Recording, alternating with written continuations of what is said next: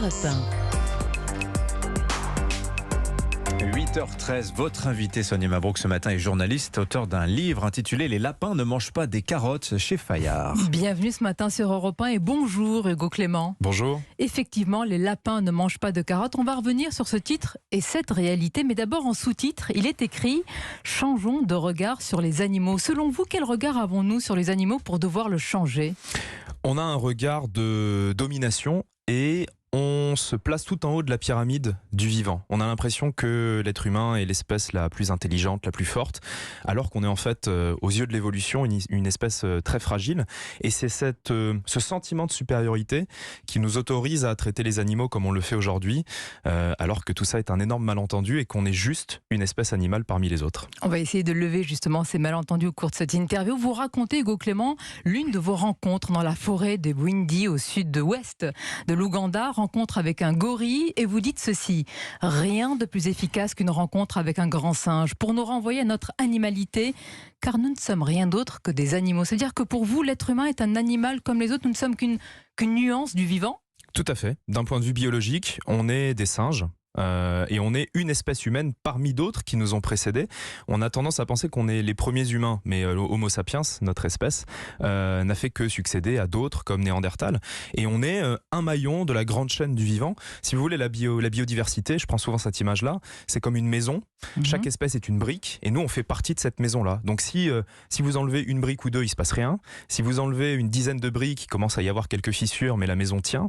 Vous enlevez une centaine de briques, là, il y a des bouts de plafond qui vous tombent sur la tête et on commence à s'inquiéter. Puis si vous enlevez des milliers de briques, là, toute la maison s'effondre. Et on est juste une brique de cette maison, nous les humains. Mais si on suit votre logique, ça veut dire qu'il n'y a pas de frontière entre l'homme et l'animal. Et si on va plus loin, ça veut dire que si on met une frontière, ce serait une forme de discrimination à l'égard des animaux, une forme de, disons le mot, de racisme anti-animaux. Il y a une frontière entre chaque espèce. Chaque espèce est différente, a ses propres capacités cognitives, sa propre culture, ses propres manières de fonctionner et d'interagir avec le monde. Donc la frontière, elle existe entre l'humain et le singe, elle existe entre la fourmi et le pigeon. Quelle est-elle, si vous considérez qu'on est un animal comme les autres ? On est différent. Chaque espèce est différente. En fait, on mélange tout. La différence, ça ne veut pas dire que on est tous, ça veut dire qu'on n'est pas tous pareils, mais qu'on fait partie d'un tout. Et chaque maillon d'une chaîne est un maillon différent, mais on fait partie d'une chaîne. Donc c'est pas contradictoire, ces deux idées. Vous dites qu'il y a une différence, mais qu'il faut quand même abolir les frontières. Jusqu'où ça peut aller ? Est-ce que certains animaux peuvent être supérieurs à des humains ? Non. Peut-être des humains malades ou affaiblis, et qu'il faudra même mieux traiter certains animaux que des humains. Non, ce que je questionne dans ce livre, c'est justement cette hiérarchie qu'on fait. On n'est pas supérieur aux autres espèces, on est différent. Ça veut dire que les autres espèces ne sont pas supérieures à l'humain. Mais vous mettez un signe d'égalité, c'est quoi différent ? Non, en fait, chaque espèce accorde une importance prioritaire à sa propre survie, à celle de ses congénères. Donc évidemment, si votre question c'est de savoir est-ce qu'il vaut mieux, dans une situation de détresse, sauver un humain ou un animal, évidemment, en tant qu'humain, je vais vous répondre qu'il faut sauver un humain. Et c'est Mais vous êtes évidence. Convaincu par la réponse ? Bien sûr, je suis convaincu par la réponse. Mais toutes les espèces accordent une importance prioritaire à leur propre espèce. Donc c'est un raisonnement normal, un raisonnement animal, d'aller d'abord porter assistance à un humain quand il y a un problème. Pourquoi je vous pose la question, Hugo Clément ? Je ne sais pas comment vous vous définissez. Est-ce que vous êtes un animaliste ? Parce qu'il y a les travaux de Peter Singer qui a écrit la Bible du mouvement animaliste et qui fait de la libération animale une question politique. Voici ce qu'il dit. Il existera certainement certains animaux non humains dont la vie, quels que soient les critères retenus, aura plus de valeur que celle de certains humains. Un chimpanzé, un chien ou un porc, par exemple, aura un degré plus élevé de conscience de soi et une plus grande capacité à entretenir des relations avec d'autres que n'en aura un jeune enfant gravement malade, mentalement déficient ou une personne en état de sénilité avancée. Ça vous choque ou vous vous inscrivez pas, j'imagine, dans ce mouvement ? Non, je m'inscris pas dans ce type de discours parce que je pense que c'est contre-productif. Ce qu'il dit en fait, ce qu'il faut comprendre dans ce qu'il dit, c'est que si vous prenez les capacités cognitives, si vous classez les espèces en fonction de leur capacité à interagir avec le monde, effectivement un chien adulte peut apparaître comme plus intelligent qu'un bébé de quelques semaines.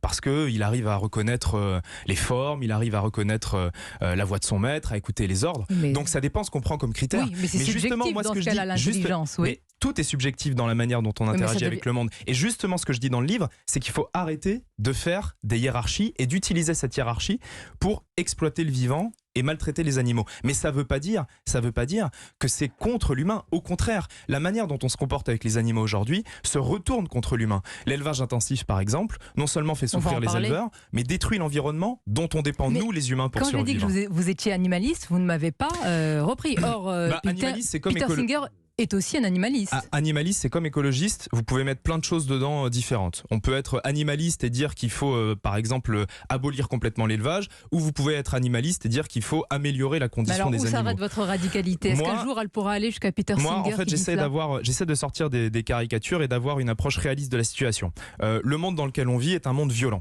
Les écosystèmes sont violents. Le rapport entre la proie et le prédateur, c'est un rapport violent. Quand un loup mange un chevreuil, c'est de la violence. Donc, je suis pas en train de dire qu'il faut un monde sans violence. Par contre, il faut se poser la question de la nécessité de la violence qu'on exerce sur les autres. Quand vous êtes en Amazonie et que vous chassez, pour survivre, c'est une violence nécessaire. Quand vous êtes en France et que vous tirez sur des faisans qui ont été élevés et qui ont été lâchés à l'arrière du camion quelques heures avant, c'est une violence qui n'est pas nécessaire. Certes, la question, c'est celle-ci. Oui. C'est: est-ce que la violence qu'on exerce sur les animaux est nécessaire? Mais est-ce que vous n'êtes pas en train de culpabiliser l'homme, coupable de tout? D'ailleurs, c'est l'un des titres de votre chapitre. Vous dites: pour nous le plaisir, pour eux la souffrance. Donc nous sommes les coupables éternels. On n'est pas les coupables éternels, on est une espèce qui prend trop de place aujourd'hui. On est une espèce qui, et tous les chiffres le montrent, la biodiversité est en train de s'effondrer, on a perdu 80% des insectes en 30 ans. Mais nous ne sommes pas n'importe quelle espèce. Est-ce que vous est n'importe niez à quelle l'homme, espèce, bien sûr que si. Vous niez à l'homme le monopole de la représentation de son environnement? Oui. Vous niez à l'homme en réalité sa spécificité? C'est pas moi qui le nie, ce sont les scientifiques. L'homme n'est pas la seule espèce. Mais les scientifiques, les éthologues, les biologistes, l'homme n'est pas la seule espèce à se représenter son environnement. L'homme n'est pas la seule espèce à avoir conscience du temps, de l'espace. L'homme n'est pas la seule espèce à avoir conscience de lui-même. Donc tout ça, c'est des idées reçues qu'on a. Mais ça ne correspond pas à la réalité scientifique. Vous savez comment ça s'appelle? L'antispécisme. C'est un travail de déconstruction de l'homme. Peut-être, si vous voulez. Moi, j'utilise pas. Je vous pose la question, c'est une idéologie comme une autre. Mais non, si c'est pas la déconstruction de l'homme. Ça, c'est ce qu'on essaye de dire pour critiquer vous venez de le tout discours. Nier de ce que nous avons comme spécificité. Non, pas du tout, pas du tout. Au contraire, vous comprenez pas ce que je dis. Je nie pas la spécificité de l'homme. Au contraire, chaque espèce a sa propre spécificité. Mais spécificité ne veut pas dire supériorité. Il faut pas tout mélanger. Vous avez parlé, c'est un sujet important, de l'élevage intensif et vous écrivez des pages, Hugo Clément, très argumentées. On ne peut être que d'accord avec vous et dénoncer cela, mais dans la foulée, là encore je reprends le mot, mais vous allez peut-être le contester, vous culpabilisez l'être humain qui aime son chien, mais n'hésite pas à tuer le cochon pour le manger. Est-ce qu'au final, il faudra qu'on arrête de chasser, de pêcher et finalement de manger que de la nourriture cellulaire? Alors je fais l'inverse de culpabiliser, puisque dans ce livre, j'explique justement que moi, pendant la plupart de ma vie, la majorité de ma vie, j'ai mangé de la viande, j'ai participé à des activités qui exploitent les animaux et que donc, je l'écris noir sur blanc, je suis très mal placé pour donner des leçons aux gens et dire ce qu'il faut faire. Ce que je fais avec ce livre, c'est donner des informations. C'est expliquer aux gens ce qui se passe dans les élevages, dans les abattoirs, dans les cirques par exemple, parce que si on ne sait pas, on ne peut pas agir. Et quand vous regardez les sondages, et je pense que la majorité de vos auditeurs sont d'accord avec ça, si vous demandez aux Français s'ils sont pour ou contre l'élevage intensif, vous avez 90% des gens qui sont contre. Vous demandez aux Français s'ils sont pour ou contre la corrida, vous avez plus de 70% des Français qui sont contre. Pour ou contre la chasse à courre, plus de 80% des Français sont contre. La majorité des Françaises et des Français sont pour l'amélioration de la condition des animaux. Il y a chasseurs et chasseurs. Tout à l'heure, vous faisiez une nuance entre écologistes et écologistes. Et sur la chasse, vous niez le lien, en tout cas la relation qui est faite entre chasse et ruralité. Vous dites la chasse ne représente pas la ruralité. Ah mais c'est pas moi qui le nie, c'est Thierry Coste, le lobbyiste de la Fédération nationale des chasseurs, qui dit dans une interview: on a réussi à installer l'idée fallacieuse que chasse est assimilée à la ruralité. Mais c'est vous en face de moi ce matin. Est-ce que pour vous quand même la chasse a un lien intrinsèque, charnel avec la ruralité et la terre? Qu'est-ce qu'on appelle chasse? La chasse, quand il s'agit de survivre, ce qui est la base de la chasse, hein. L'homo sapiens c'est un chasseur-cueilleur, on allait tuer des animaux pour survivre. Ce qu'on fait en France, c'est pas de la chasse de survie. La plupart des chasseurs vont aussi au supermarché faire leurs courses. C'est de la chasse de loisirs. Et quand vous prenez, pour répondre à votre question sur la ruralité, le dernier sondage de la Fédération nationale des chasseurs, donc on ne peut pas accuser ce sondage d'être biaisé, il demande à chaque catégorie de personnes en fonction de leur géographie, est-ce que vous êtes chasseur ou non? Il y a 2% de chasseurs dans la ruralité, 2% de chasseurs dans les zones périurbaines, 2% de chasseurs à Paris. Donc, selon ce sondage de la Fédération nationale des chasseurs, la chasse est autant un sport d'urbain que de ruraux. Et demandez aux ruraux ce qu'ils pensent des chasseurs qui viennent des zones urbaines le week-end pour s'amuser dans les forêts rurales qui causent des nuisances aux ruraux, parce que les personnes qui sont les plus en première ligne face aux nuisances de la chasse, ce sont les ruraux. Qui a peur d'aller se promener en forêt avec ses enfants? Qui risque de se prendre une balle quand il fait du VTT? Ce sont les ruraux. Là, vous pointez, vous dénoncez des risques réels, mais certains dans la mouvance animaliste n'ont pas hésité, j'allais dire sans vergogne, à comparer l'élevage et l'abattage, on l'a entendu, avec la Shoah. Puisqu'il n'y a pas de différence entre l'animal et l'homme. Non, ça c'est totalement... Vous l'avez entendu. Évidemment, mais ça c'est abject. Enfin, ça n'a pas de sens de comparer.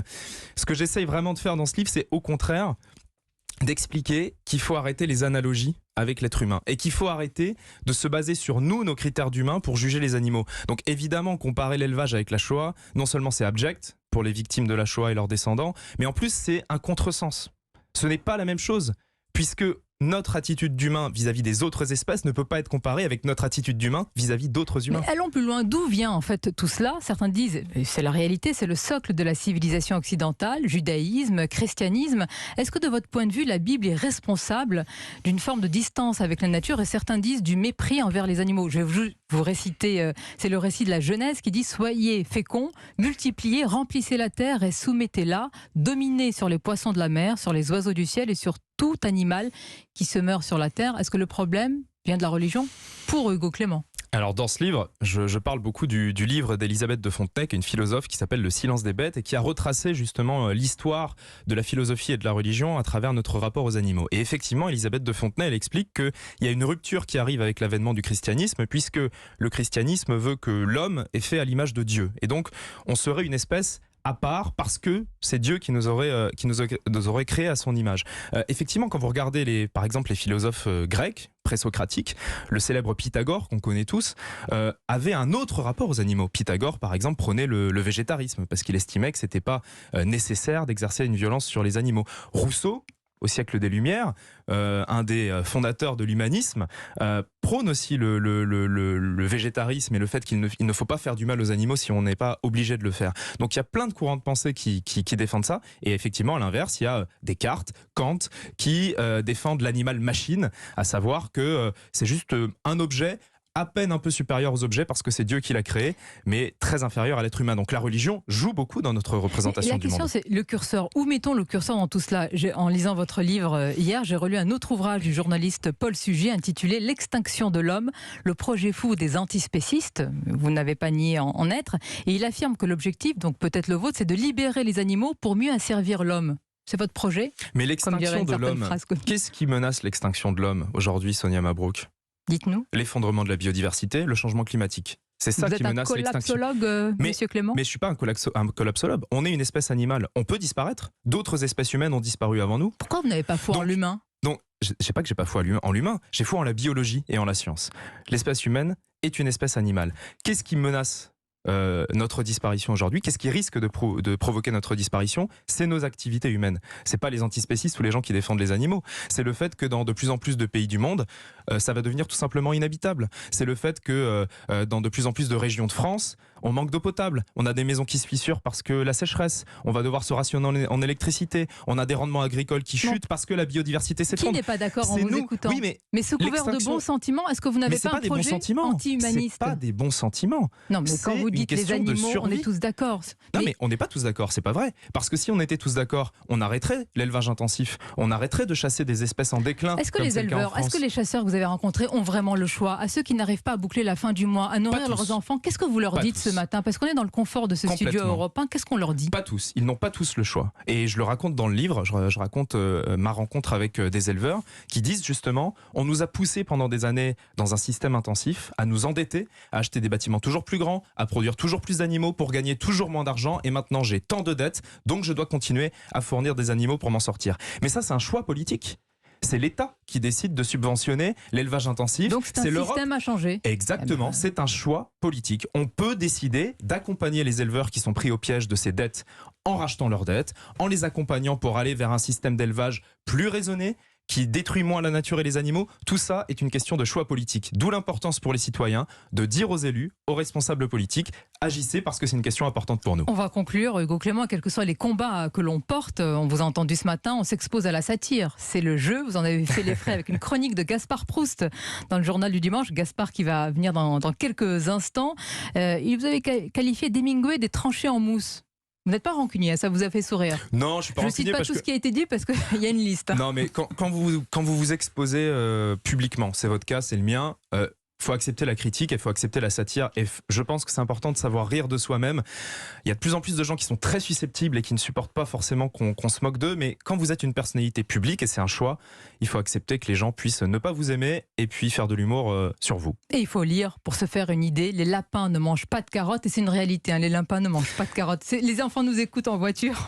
Je suis désolée. Je l'ignorais totalement. Ouais, Dans la nature, ils mangent pas de carottes, ils mangent les fans des carottes. Exactement. Et si vous donnez trop de carottes à vos lapins domestiques, ils vont avoir des problèmes de santé parce que c'est beaucoup trop sucré pour eux. Ah bon, mais on peut en manger pour nous parce que ça. Vous pouvez en manger autant que vous ça voulez. rend aimable. C'est très bon pour la santé. Je sens que vous allez me le conseiller. Pas du tout, vous êtes très aimable, vous n'avez pas besoin de carottes. Et chez Fayard. Merci Hugo Clément, vous aussi êtes très aimable. Votre livre, donc c'est pas publié chez Fayard, Les lapins ne mangent pas de carottes. Voilà, fake news, 8h29.